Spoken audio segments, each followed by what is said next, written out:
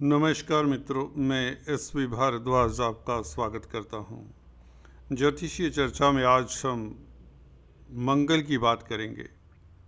आज 24 फरवरी है और सुबह 7:27 पर मंगल ने अपनी डायरेक्शन चेंज की है। डायरेक्ट हुए हैं, मार्गी हुए हैं। इस मार्गी मंगल के प्रभाव को विस्तार से जानेंगे। शनि अस्त 22 फरवरी को हुए थे, उसके ऊपर भी टिप्पणी करेंगे। और एक बहुत उत्तम योग मार्च के महीने में ही बन रहा है। 29 मार्च को शनि राहु और शुक्र के साथ संबंध बनाएंगे। ये त्रिग्रही राजयोग कैसा फल देता है आपके कर्म भाव के ऊपर, यह बहुत ही महत्वपूर्ण हो सकता है आपके लिए। जी हाँ दोस्तों, शुक्र शनि और राहु की भी चर्चा करेंगे खुलकर, तो काफ़ी लंबा वीडियो हो सकता है, धैर्य रखें। चर्चा को आगे बढ़ाने से पहले मैं आपसे निवेदन करना चाहूँगा, अगर आप पहली बार आए हैं तो इस चर्चा को अगर आप पसंद करते हैं, अगर आप ज्योतिष के गूढ़ रहस्यों को जानना चाहते हैं, सटीक जानकारी पाना चाहते हैं, तो सब्सक्राइब करें, लाइक किया करें। तो चलिए शुरुआत करते हैं। मंगल, देखिए पहला भाव क्या होता है ये समझना ज़रूरी होता है। ये आपकी पर्सनैलिटी का, आपकी आकृति का, आपके चेहरे मोहरे का भाव है, विचारों का, संस्कारों का भाव भी है। देखिए मंगल जब वक्री थे, और ख़ासकर जिनकी मंगल की दशा अंतरदशा रही होगी या अभी भी चल रही होगी, उन्हें थोड़ी सी दिक्कत दी होगी। चेहरे पर कुछ ना कुछ एलर्जी हो जाना,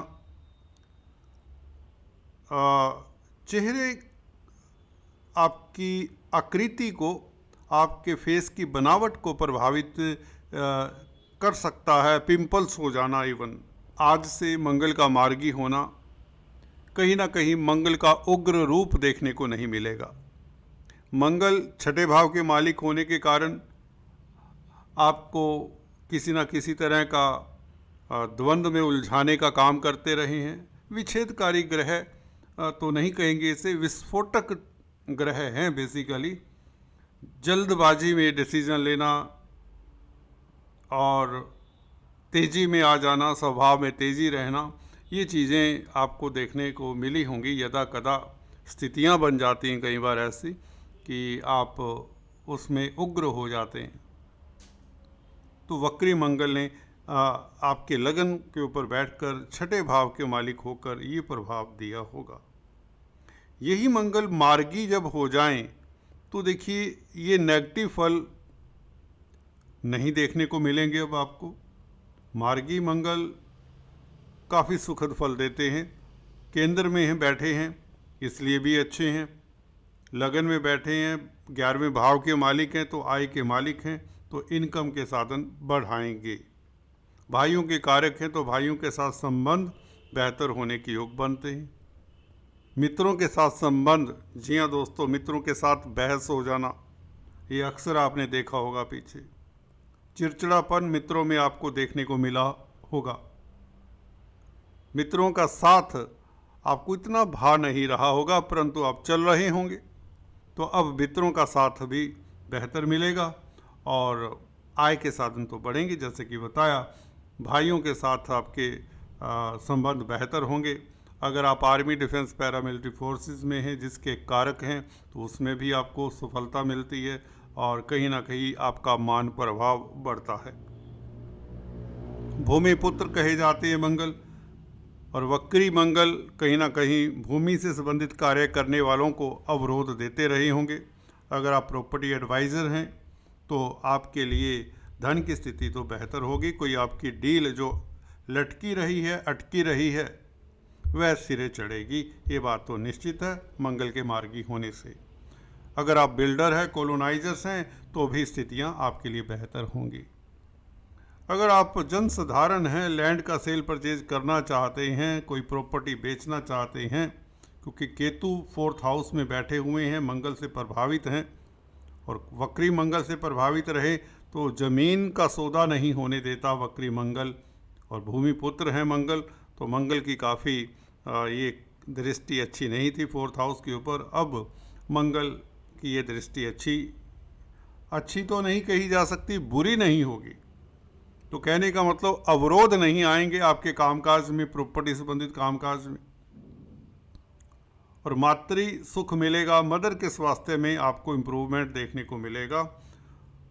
4th हाउस सुख भाव है, वैसे ही यहाँ पर पहले से केतु बैठे हैं, परंतु गनीमत यह है कि गुरु की दृष्टि भी है, तो इसलिए आपके सुख में वृद्धि के योग बनते हैं। मानसिक सुख बढ़ेगा मंगल के मार्गी होने से, जो बहुत बड़ी बात है। जब आप मन से सुखी हैं तो आधे से ज़्यादा प्रॉब्लम्स तो आपकी ख़त्म हो जाती हैं। तो निश्चित बात है आप प्रोग्रेस करेंगे। वो 11वें भाव के मालिक होने के कारण मंगल बताते ही हैं कि आप की इनकम के साधन बढ़ेंगे। अगर आप नेगेटिव रहे हैं किसी न किसी तरह से, मंगल और केतु का प्रभाव 4th हाउस के ऊपर नेगेटिविटी भी देता है। गुरु के प्रभाव के कारण आपका इक्विलिब्रियम वापस लौट आता है। कहीं तो आप कौतूहल की स्थिति में रहे जब तक मंगल वक्री रहे, तो अब स्थितियां आपके लिए बेहतर रहेंगी, मानसिक स्थिति बेहतर होगी। इस पार्ट पर, इस भाव के ऊपर, 4th भाव के ऊपर मंगल का प्रभाव ज़्यादा सुखद रहेगा, क्योंकि गुरु का भी प्रभाव है 4th भाव के ऊपर। आपको धर्म कर्म से लाभ होगा, धर्म कर्म में रुचि भी होगी, विदेशों से लाभ होगा, क्योंकि गुरु 12वें भाव में बैठकर कैरियर के मालिक हैं। गुरु 4th भाव को देखें तो आप सुखी फील करते हैं विदेशी कामकाज से। You got it. मेरा कहने का मतलब आप जहाँ पर गुरु की दृष्टि पड़े वो अच्छी होती है। 12वें भाव में कैरियर का मालिक होकर गुरु बैठा है तो आपको सुखी करता है ऐसा कामकाज करने से, ऐसे कैरियर से जो विदेशों से संबंधित है, जो हॉस्पिटल से संबंधित है, जो सोशल वर्क से संबंधित है, जो अध्यात्म से संबंधित है। और मंगल का मार्गी होना, ये आपके कामकाज ज़्यादा अब फलित होंगे।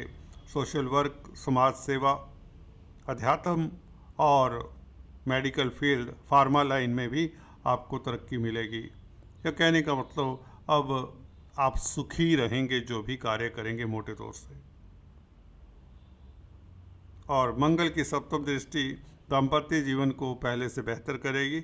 आपके स्पाउस की सेहत के ऊपर अगर किसी तरह का दुष्प्रभाव रहा है वह अब नहीं रहेगा। हेल्थ अच्छी होगी आपके स्पाउस की, कम्युनिकेशन गैप ख़त्म होगा और दाम्पत्य जीवन पहले से बेहतर, कंजुगल लाइफ बेहतर होगा। और 8वें भाव के ऊपर मंगल की दृष्टि, गुरु की भी दृष्टि 8वें भाव के ऊपर, ये अच्छी बात है।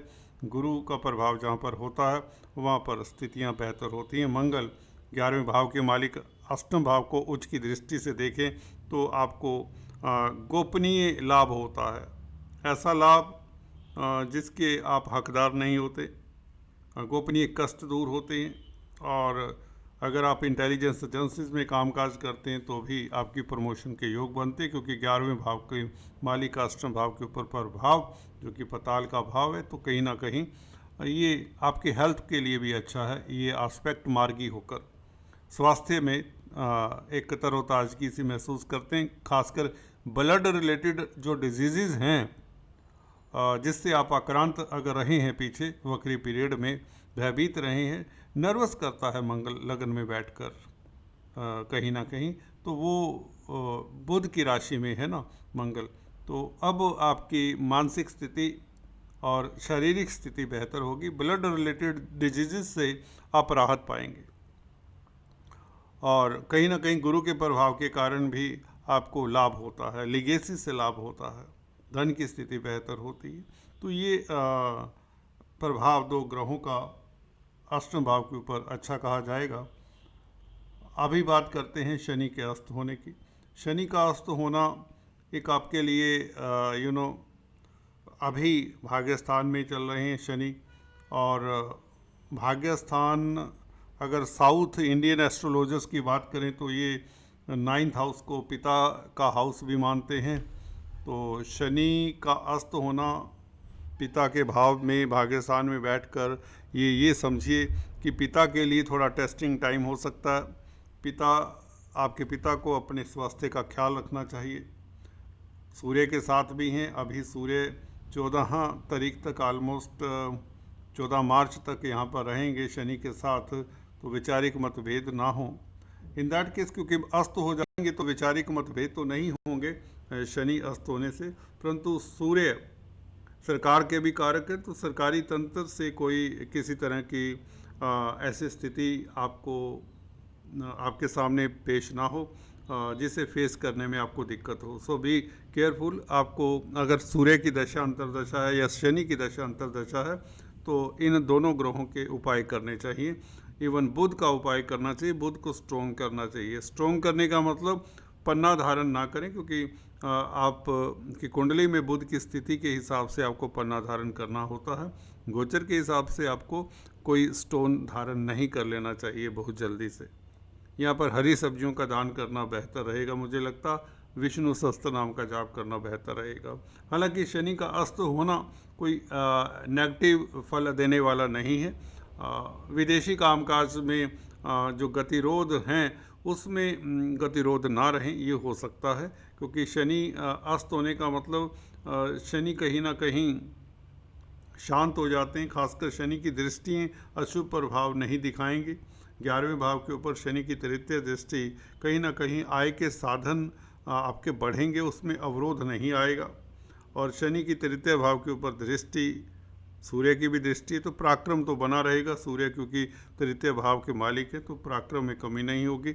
और छोटी बड़ी यात्राओं से मार्केटिंग के व्यक्तियों को लाभ तो होता रहेगा, और मीडिया से आपको फ़ायदा होगा। कहीं ना कहीं जब अगर हम बात करें शुक्र शनि राहु के योग की, 29 मार्च से ये योग बनेगा। कर्म भाव में यह योग बहुत बेहतर है आपके लिए, क्योंकि शुक्र तो उच्च के हैं, पंचमेश होकर उच्च के हैं, तो संतान के लिए अच्छा, आपके कैरियर के लिए अच्छा ये योग। क्योंकि राहु और शुक्र दोनों शनि के नक्षत्र में, उत्तरा भद्रपद नक्षत्र में हैं, और शनि भाग्यस्थान के मालिक हैं। तो 29 मार्च से शनि वैसे ही उदय हो जाएंगे। तो उदय शनि के साथ इनका संबंध 18 तारीख तक रहेगा। 18 मई तक शुक्र शनि और राहु का संबंध रहेगा। शुक्र भौतिक पदार्थों में वृद्धि करेंगे, लव लाइफ आपका बेहतर होगा। छात्र हैं तो प्रतिस्पर्धाओं में उत्तीर्ण होते हैं। 29 मार्च से ये स्थितियाँ ज़्यादा बेहतर हो जाएंगी। और राहु 18 तारीख तक यहाँ पर रहेंगे, उसके पश्चात पीछे आ जाएंगे, जैसे कि आप देख ही रहे हैं। यहाँ पर राहु 9th हाउस में आ जाएंगे, कुंभ राशि में, और शनि आगे चले जाएंगे। तो ये 3 ग्रही योग आपके लिए काफ़ी सुखद रहेगा। खासकर 9वें भाव के मालिक शनि और 5वें भाव के मालिक शुक्र का संबंध होगा 10th हाउस में, तो कैरियर में कोई उछाल को, कैरियर में बहुत बड़ी तरक्की के योग बन जाते हैं, प्रमोशन के योग बन जाते हैं 29 मार्च से। हालांकि अभी भी स्थितियां बेहतर हैं। अगर किसी कारण से 29 मार्च से पहले प्रमोशन नहीं होती, तो ये 29 मार्च से लेकर 18 मई के बीच में आपकी प्रमोशन के योग बनते हैं, आपकी तरक्की के योग बनते हैं। अगर आप कारोबारी हैं तो व्यापार में भी वृद्धि के योग बनते हैं। तो 29 मार्च आपके लिए भी बहुत सुखद दिन है, क्योंकि शनि का जो पाया है वह भी आपके लिए शुभ है। तो अभी अस्त शनि को ऐसे समझिए कि ये आंखें मूंद रहे हैं, और कहने का मतलब इनकी दृष्टियाँ अक्सर नेगेटिव फल देने वाली होती, तो दृष्टियों का नेगेटिव फल आपको नहीं मिलेगा। भाग्यस्थान में बैठे हुए तो आपको पिता के स्वास्थ्य का ख्याल रखना चाहिए, और कहीं ना कहीं वैचारिक मतभेद ना हो पिता के साथ, ये ध्यान रखना चाहिए। क्योंकि बुध हालांकि कुछ दिन साथ में हैं, यानी कि आप साथ में हैं शनि शुक्र के, तो शनि और सूर्य के, तो आपको थोड़ा सा मतभेद ना हो पिता के साथ, या गवर्नमेंट तंत्र में कामकाज करते तो बॉस के समक्ष कम ही जाए। कुल मिलाकर मंगल का गोचर आपके लिए शुभ है। शनि शुक्र राहु का ये राजयोग आपको कई ऊंचाइयां दे जाएगा, कहीं आपकी मनोकामनाएं पूर्ण कर जाएगा, ये बात तो निश्चित है। आप ऊंचाइयां छूने वाले हैं, इसमें कोई आपको रोक नहीं सकता। फिर भी इस बीच आप केतु के उपाय कर लें। चतुर्थ भाव में बैठा हुआ केतु यदा कदा दिक्कत दे सकता है। आज इतना ही, फिर से मिलते हैं, तब तक के लिए हैव ए नाइस टाइम।